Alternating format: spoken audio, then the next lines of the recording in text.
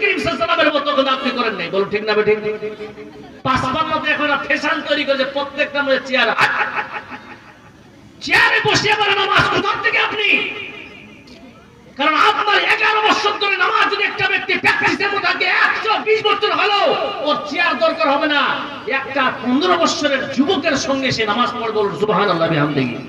এটা আমার কথা নয়। সময় খুব কম। আমি আজকে ভূমিকাটা চালু করেছিলাম কেন জানেন? কালকে দুটো দাওয়াতি প্রোগ্রাম করেছে সে, তো ওখানে তো দাওয়াতি শুরু করে হয় না, ওই শুরু করেছি ওইভাবে, বুঝে গেলে? এবার দেখেন, আজ আপনাকে বলি, যেনারা যুবক আছো তোমাদেরকে বলি, আজকে এই জালসায় আমি বলছিলাম হাওড়া ব্রিজ পার করলাম, তো এখানে দেখছি কিঞ্চিত মানুষ এসেছে। 4 ভাগ যদি ভাগ করা হয়, আমার মনে হয় 4.5 ভাগ মানুষে নাই, মাত্র 15-75% লোক আছে, তাই না ভাই? আছে না? এখানে এরা গেল কোথায়? এরা সব গেছে উমরা করতে। নাউজুবিল্লাহ। উমরা বুঝেন? সব বাজারে গেছে।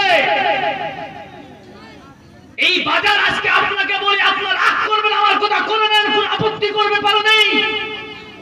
আজ মাদ্রাসাওয়ালা বলেন, জালসাওয়ালা বলেন, আমরা একটা ফ্যাশন করেছি, আলেমেরা প্রতিবাদ করলে জাহেলের যারা কমিটি আছে ওরা বলছেন যদি জালসা হয়, মেলা হলে জালসা হবে, না হলে হবে না, বলো ঠিক না ঠিক? তাহলে আপনারা আমার মধ্যে কোথায় থাকলো ভাই? পার্থক্যটা কোথায়? ওই মেয়ে, আপনার মেয়ে, আমার মেয়ে যদি বাজারে গিয়ে জেনায় লিপ্ত হয়, এর কৈফিয়তটা কাকে দিতে হবে বলেন? বলেন কাকে দিতে হবে? ফাজলামি করার জায়গা পাচ্ছেন না? বলছে মেলা যদি না লাগান লোক কম হবে, লোক যদি কম হয় চাঁদা কম হবে, চাঁদা যদি কম হয় মৌলবীদের বেতন দিব কি করে? মৌলবীদের নাম করে সব জায়গায় মুসলমান খাচ্ছি আমরা, বলো ঠিক না ঠিক? অথচ মৌলবীটাকে জিজ্ঞাসা করা হলো, প্রধান বক্তাকে দিল 30,000, দ্বিতীয় বক্তাকে দিল 20,000, তৃতীয় বক্তাকে দিচ্ছে 10,000, চতুর্থ বক্তাকে দিচ্ছে 7,000, পঞ্চম বক্তাকে দিচ্ছে 5,000। এবার সকালবেলা সমস্ত শিক্ষকরা বাড়ি যাবে, মৌলভী সাহেব কি খবর? বলছেন 5 মাসের বেতন বাকি, 1 মাসের দিলে 4 মাস তাও থাকলো। আছে কিনা জোরে বলেন? বন্ধুরে, আল্লাহ রাব্বুল আলামিন কোরআন থেকে বলছেন, শোনা, যারাই তোমরা নিজেকে মুসলমান দাবি করতেছো, শোনো, তোমার জিন্দেগি কেমন হবে? আল্লাহ রাব্বুল আলামিন বলতেছেন, শোনো, ওয়াল আসরি, সময়ের কসম, জামানার কসম খেয়ে আল্লাহ বলতেছেন, ইন্নাল ইনসানা লাফি খুসর। বিশাল বড় তাফসীর ছিল, আমি যাব না। আল্লাহ বলছেন तमाम পৃথিবীর সব মানুষ পথভ্রষ্ট, খাসারায় আছেন, পথভ্রষ্টে আছেন। মুসলমান শিক্ষিত আপনারা জবাব দেন, যারা পথভ্রষ্ট আল্লাহর নজরে তারা জান্নাতি না জাহান্নামী? জোরে বলেন জান্নাতি না জাহান্নামী? জাহান্নামে যাবে। তাহলে আয়াতের মানে করেন, ইন্নাল ইনসানা লাফি খুসর, तमाम পৃথিবীর সব মানুষেরা আল্লাহর জাহান্নামে যাবে। কচুয়ার মুসলমান জাহান্নামে যাবে, মাওলানা ইমদাদ জাহান্নামে যাবে, মাওলানা ইমদাদুর রহমান জাহান্নামে যাবে, আপনারা জাহান্নামে যাবেন, যারা জালসা শুনতেছেন জাহান্নামে যাবে। আয়াত হচ্ছে আম, বলুন ঠিক না বেঠিক?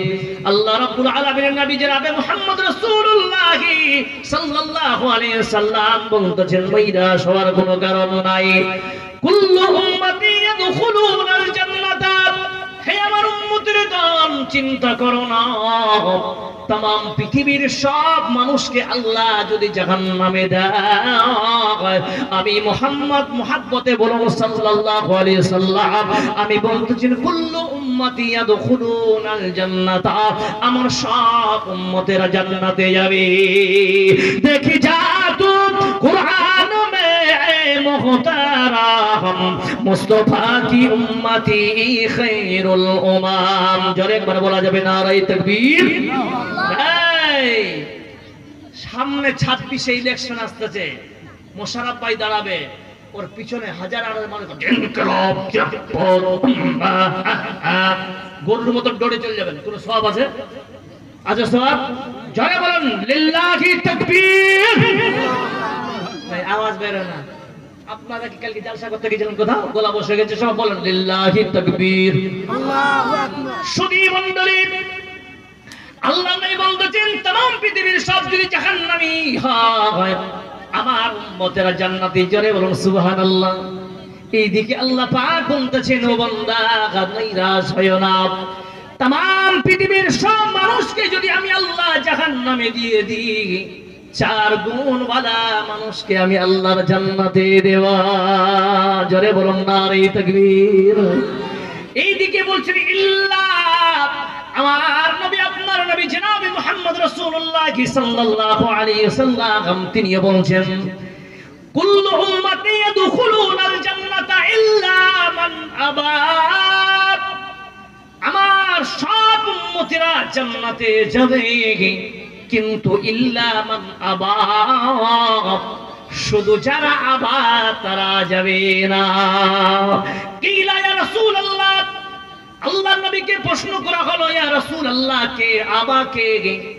আল্লাহ নাই বলতেছেন, ওমান আতানি দাখালাল জান্নাত ওয়া মান আসানি ফাকাদ আবা, যারা আমার সুন্নতের প্রতি ইতাআত করবে, আমাকে মানবে, তারা জান্নাতি, আর যারা আমার সুন্নতকে মানবে না তারা সব জাহান্নামী।